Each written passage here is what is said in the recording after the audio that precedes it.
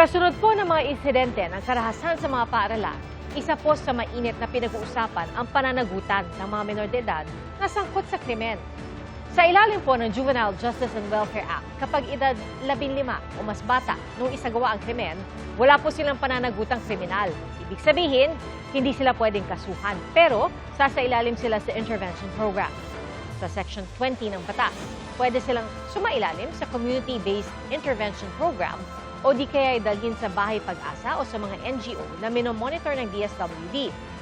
Ang mga edad 12 hanggang 15 na nasangkot sa karumal-dumal na krimen gaya ng murder, kailangan ipasok sa Bahay Pag-asa.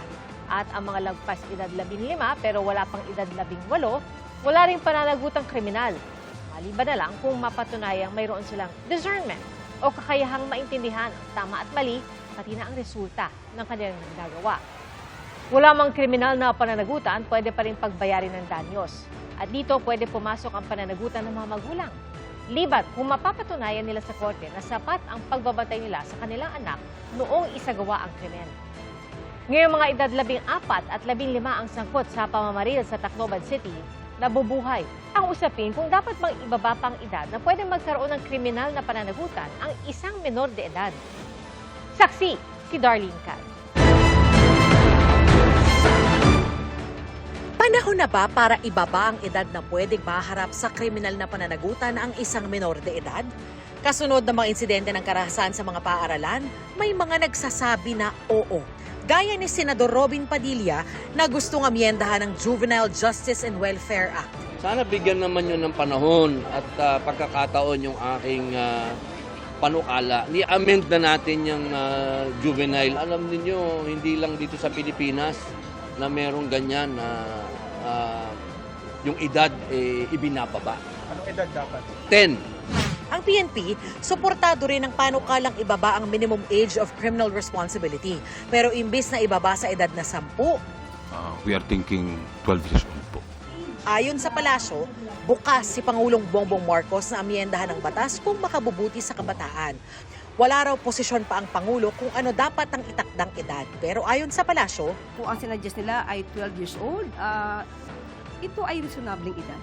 pero ang Save the Children Philippines, tutol na ibaba ang minimum age of criminal responsibility. Kailangan natin talagang pag-aralan bakit nila ginagawa ito. At in putting them in jail is not the solution. Sure, no? Hindi yun din makakatulong sa kanila. Kasi in the long run, magiging hardened criminals yan in the jail. Tapos magkakaroon pa tayo ng mas malaking problema. Implementasyon nila ang problema, hindi ang batas. Ganyan din ang pananaw ng DSWD. Naniniwala kami na yung existing na batas ay maganda, kailangan lang ipatupad ng maayos.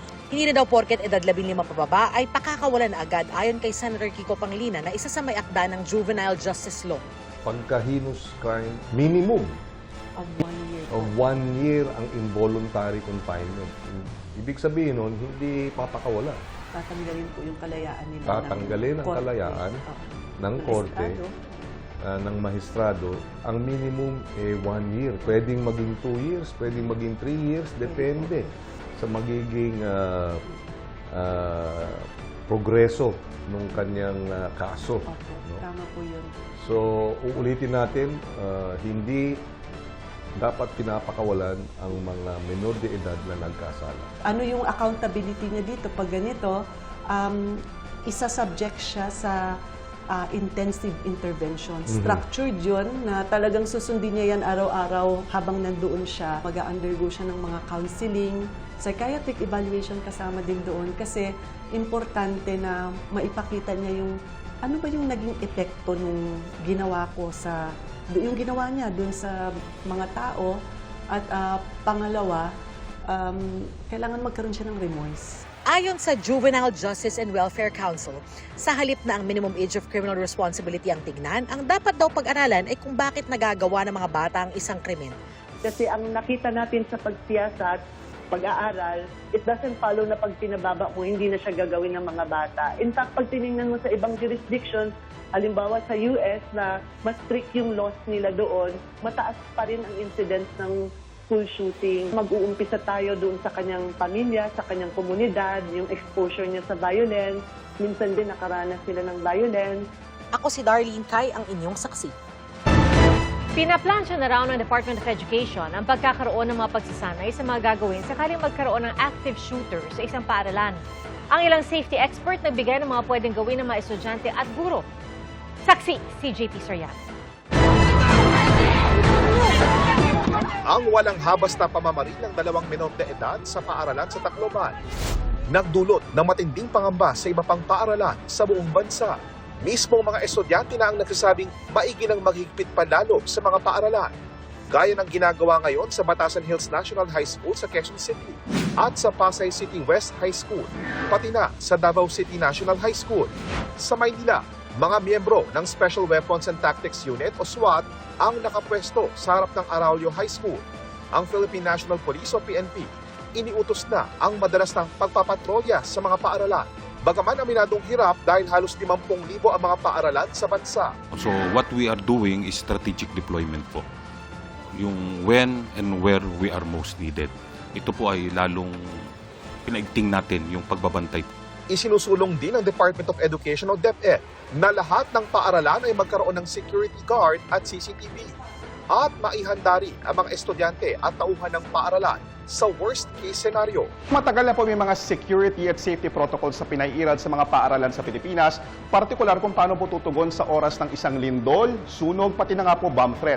Pero wala po talaga nakaspecify kung paano tutugon sa oras ng isang active shooting. Oras na may marinig na pamamaril sa isang paaralan, sabi ng isang professional security at safety expert, dapat huwag lalabas ang mga nasa classroom kung wala rito ang salarin. Dapat aniyang i-secure ang classroom at isara ang lahat ng pintuan. Kasunod dito, huwag mag-iingay o kumuha ng atensyon para di mapansin ng gunman sakaling madaanan ang classroom. I-silent ang mga cellphone, yumuko o sama-samang magtago at gumawa ng barikada para walang makapasok sa classroom. Tandaan, ang hindi raw dapat mangyari ay makasalubong ka ng shooter. We can just go into one corner, isang corner, kunyari hanggang doon, we can form a circle. Ganyan. Kasi, tandaan natin, yung perpetrator can easily grab one to become a hostage or shoot them all. Pero definitely, hindi niya gagawin yon. Kasi nga, ang hinahanap niya, yung easy way out. Palagi, ang gusto niya, hindi siya mahuli, hindi siya makilala, at hindi siya pwedeng makulong. Ang guro ang dapat magpaalala na huwag gumawa ng anumang ingay at huwag titingin sa labas para maiwasan ang eye contact sa shooter. Kung dumaan ito, dapat siyang pagtiwalaan ng mga mag-aaral. Absolutely still until the shooting stops. Huwag kang magbusyoso, then drop down until matapos yung putukan o yung kaguluhan. Pwede mag-cover ka sa isang matigas na bagay na hindi makatagos. Katulad ng semento, hindi makatagos ng bala, doon ka magtago. Para rin sa isa pang safety consultant, sa usaping prevention pa lang, mahalagang tutukan ang entry at exit points ng isang paaralan. Ang rekomendasyon daw sana, may isang gwardya sa kada 100 estudyante. 2-3 ang security sa entrance para po doble ang suporta at yung profiling ng ating mga estudyante. Kailangan po gagawa pa tayo ng other alternative exit aside from the existing exit. In case of emergency, at maka-evacuate tayo. At kailangan po mag-designate kayo ng assembly area para ma-count natin ang mga bata o ating mga constituents kung kumpleto tayo. Mahalaga rin daw ang partisipasyon at pakikipag-ugnayan ng mga magulang ng mga estudyante. Sa mga magulang, inspeksyonin natin ang mga gamit nila. Baka may bit-bit sila o may saksak na doong mga deadly weapons. Kung may mga baril tayo sa bahay, hanggat maaari ilagay natin sa vault cabinet na hindi ma-access palagi ng anak natin. Ang mga magulang din at mga teachers, mag-communicate. Ang anak ko may something na kakaiba sa kanya sa araw na ito. So, kailangan po, pwede ba paki-observe? So, again, we highly recommend yung training on emergency preparedness, crisis management sa ating mga school administrators, teachers, and the security forces, security guard sa ating mga paaralan. Ako po si JP Soriano, ang inyong saksi. Idineklara ng lokal na pamahalaan ng Talacogon, Agusan del Sur na Rene Clert and Baterbonia Day ang June 8. Araw po ng pagkamatay ni na Baterbonia at Divine Adili sa team building activity ng Ateneo Men's Basketball Team sa Aurora. Bukas po ang libing ni Baterbonia at inaalam naman ng mga investigador kung bakit sa kabila ng malalakas na alon noong araw na yon ay itinuloy pa rin ang training sa dagat. Saksi si Marie Zumal.